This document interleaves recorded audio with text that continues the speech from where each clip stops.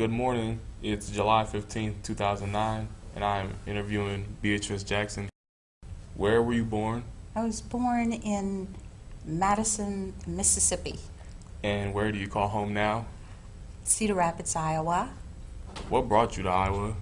I ended up coming to Iowa because my brother had acquired a job at a company here, and we moved here because of him.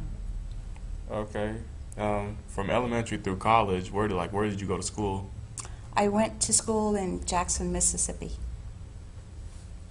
Jackson, Mississippi. I graduated from Lanier Junior Senior High School, then went to nursing school for 3 years, whole year round, at Mississippi Baptist Hospital, Guilford School of Nursing, with some courses at Jackson State College. It's Jackson State University now. And after that, worked a while in Jackson, Mississippi, and then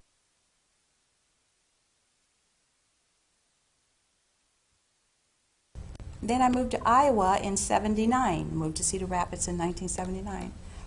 Did you have any issues in nursing school, like any segregation issues? Oh, we had plenty of issues. The first thing we started off when we were issued the uniforms and the name pins, our name pin said nurse, our first initial and last name, like I was Nurse B. Jackson. We thought that was really cool until we got in the classrooms with the white girls and saw they had Miss, first initial and last name. So in the course of the training, to keep from calling us Miss, we were called Nurse. Of course, I'm in the process of writing a book now. I'm doing manuscript, and in it I tell how many times we conveniently misplaced that pen that said Nurse, blah, blah, blah. We mail ordered some pens to say Miss like everybody else, but then we got in trouble because they call us. That's not part of you girls' uniform. Then in the hospital part, I had a lot of incidents where the patients didn't want you taking care of them. The white patients didn't want you to touch them, and we were getting shuffled around. So there were numerous incidents. Could you compare like your time in Mississippi as a nurse and in Iowa as a nurse? Okay, back in the 60s, of course, let's see, when I moved to, I've told you some of the experiences in Jackson and Mississippi Baptist Hospital, because we decided that we would never work there after we graduated, so I never worked at Mississippi Baptist Hospital after graduating. After moving to Iowa in '79, I'm trying to think, I worked down at Oakdale, the Iowa Classification Medical Center, which is the prison.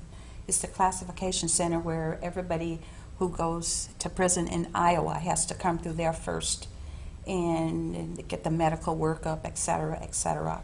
And I worked on the psych unit. There was not obvious discrimination. There were, amongst the employees, after I was there for 3 months, because of my work ethics, I know that's what it was.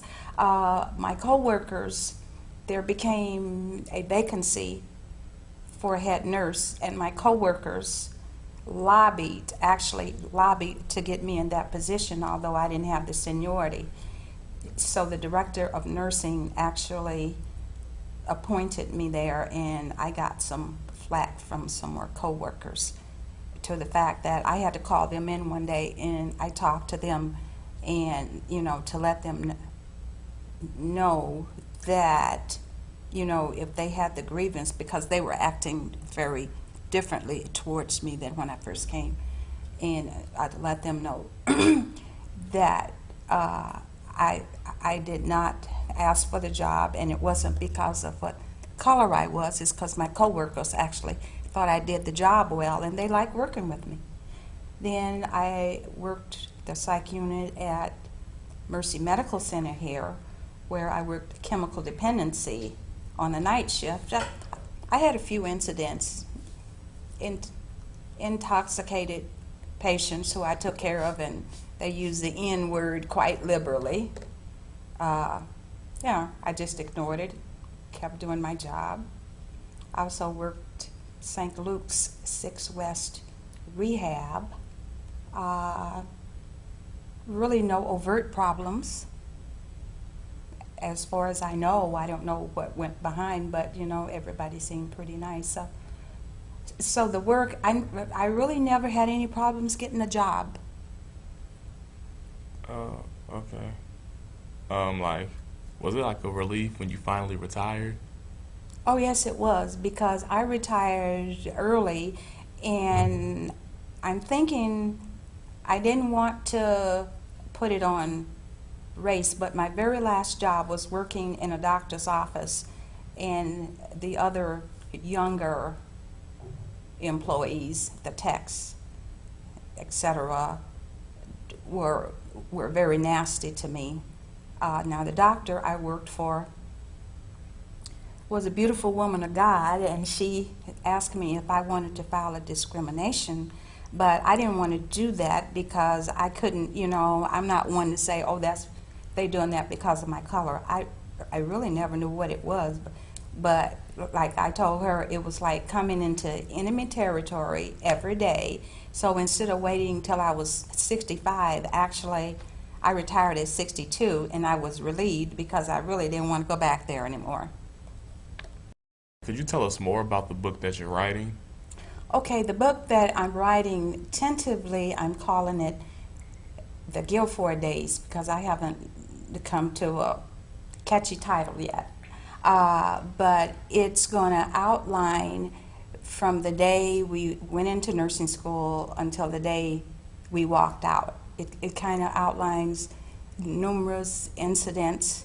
Like, let me tell you about the first day after the orientation, and we did the book stuff, when they had us to go on the floor. My very first patient, since the instructors were all white and they didn't want to go on the black floors, in the hospital, in Mississippi Baptist Hospital, there were only 2 units, 2 small units on the second floor.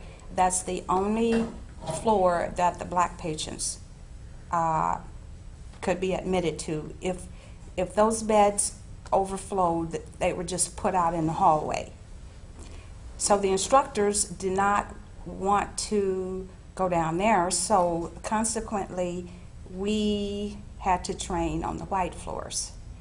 And even in that hospital, the hospital was separated into the nicer floors for the higher paid or people who had insurance, the middle class floor, then there was the poor white floor, where the patients who didn't have insurance or money.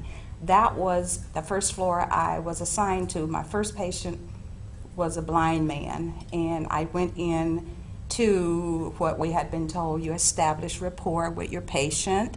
So I went in to establish rapport, talked to him a little bit. There was no running water in the room, so in our talking, he said to me, you know, you sound just like a Yankee. And I said to him, oh, no, but I'm from Mississippi.